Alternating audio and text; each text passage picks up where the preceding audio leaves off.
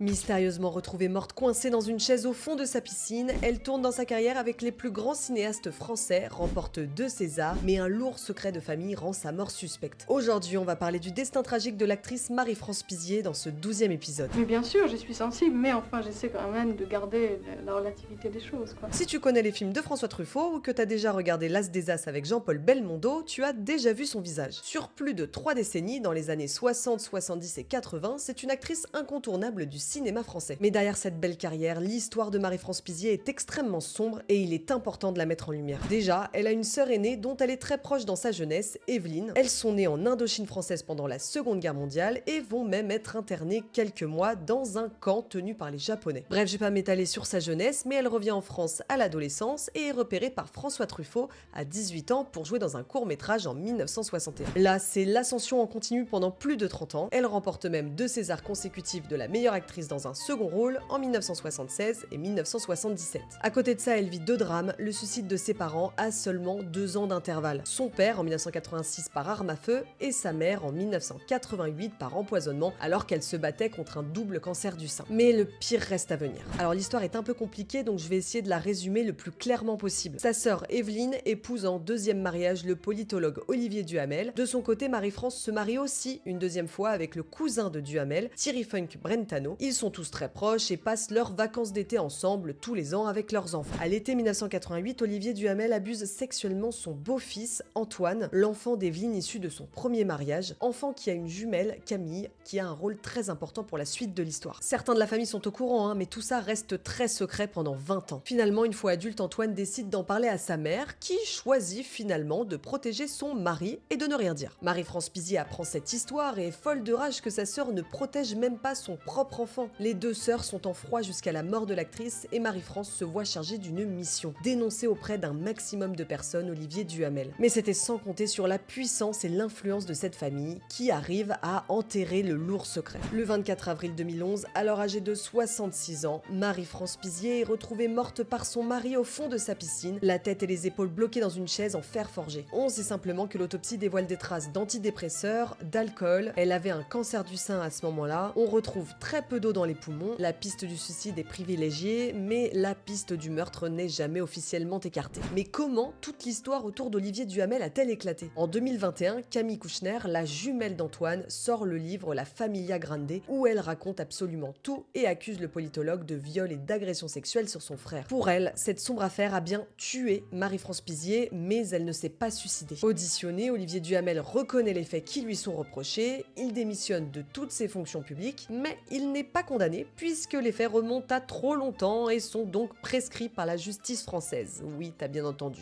On se souviendra toujours de Marie-France Pizier comme une femme engagée, dynamique, talentueuse et intelligente.